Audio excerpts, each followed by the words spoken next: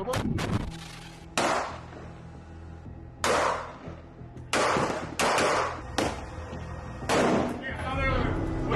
में इजराइल की क्रूरता लगातार जारी है और उसकी मनमानी दुनिया के सामने न आने पाए, इसके लिए वो तरह तरह के उपाय कर रहा है। इस महीने की शुरुआत में ही इजराइल ने अपने रिपोर्टों के जरिए पहचान बनाने वाले मीडिया आउटलेट अल जजीरा पर प्रतिबंध लगा दिया था। इजराइल ने कहा कि गाजा युद्ध पर अल जजीरा की रिपोर्टिंग को आतंकवाद को भड़काने वाला बताया था। यहाँ तक कि इजराइल ने अल जजीरा के रिपोर्टिंग करने और समाचार प्रसारित करने से जुड़े कैमरा और अन्य हार्डवेयर को भी जब्त करने की बात कही थी। इसके बाद अल जजीरा के ऑफिस 5 मई को बंद कर दिए गए और इसकी वेबसाइटों को इजराइल में बैन कर दिया गया।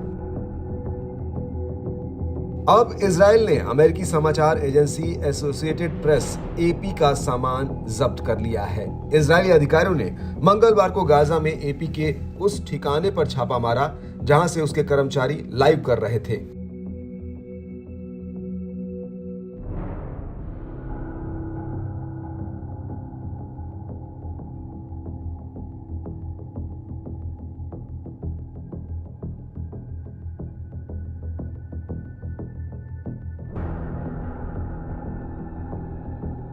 एपी ने दावा किया कि इजरायली संचार मंत्रालय के अधिकारी मंगलवार दोपहर गाजा से 2 किलोमीटर दूर दक्षिणी शहर सडेरोट में एजेंसी के लाइव लोकेशन पर पहुंचे और उनके लाइव फीड को हटा दिया और कैमरा सहित अन्य उपकरणों को भी जब्त कर लिया।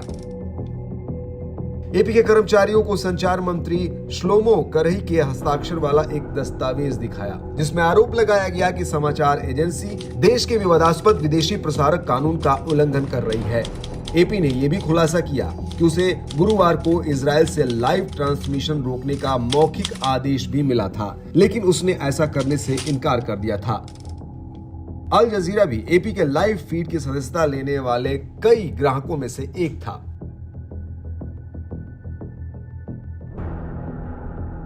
एक बयान में मंत्रालय ने कहा कि वो राज्य की सुरक्षा को नुकसान पहुंचाने वाले प्रसारणों और खबरों को सीमित करने के लिए आवश्यक प्रवर्तन कार्रवाई करना जारी रखेगा। सडोरेट से एपी की फीड में उत्तरी गाजा में विस्फोटों का धुआं दिखाया गया और इजराइल का दावा है कि फीड ने उनके सैनिकों के जीवन को खतरे में डाल दिया है। इस पर एजेंसी ने कहा कि वो इजरायली सेंसरशिप नियमों का पालन करती है और ऐसा कुछ भी नहीं दिखाती है जिससे सैनिकों को खतरा हो।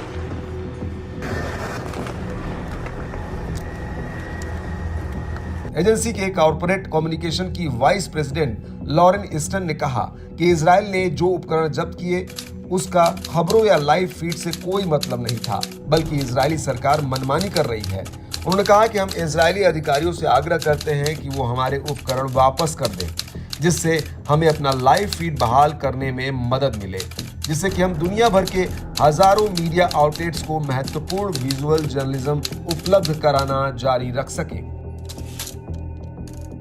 इजराइल के इस कदम का उसके देश के ही लोगों ने विरोध किया है। इजराइल के विपक्षी नेता यायर लैपिड ने कहा कि संचार मंत्री श्लोमो करही के अधिकारियों द्वारा दुनिया की सबसे बड़ी समाचार एजेंसी एपी के उपकरणों को जब्त करना पागलपन का काम है। उन्होंने इजराइल के प्रधानमंत्री बेंजामिन नेतन्याहू पर निशाना साधते हुए कहा कि ये सरकार ऐसे व्यवहार कर रही है कि मानो उसने हर कीमत पर इजराइल को पूरी दुनिया में अछूत बनाने का फैसला कर लिया है। वे पागल हो गए हैं।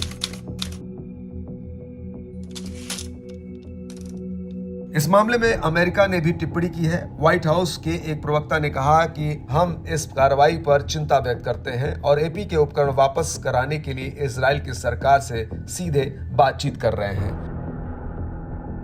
व्हाइट हाउस की प्रेस सचिव कैरिन जीन पियरे ने संवाददाताओं से कहा कि बाइडेन प्रशासन जब्ती के आरोपों से चिंतित है। उन्होंने कहा कि पत्रकारों को अपना काम करने का अधिकार और क्षमता होनी चाहिए। आपको बता दें कि गाजा में इजराइल की क्रूरता की जानकारी बाहर न जाने पाए, इसको लेकर पत्रकारों के प्रति हिंसा की बात भी सामने आ चुकी है। गाजा में सरकारी मीडिया कार्यालय ने हाल ही में बताया कि 7 अक्टूबर से अब तक इजरायली कार्रवाई में 147 पत्रकार मारे गए हैं।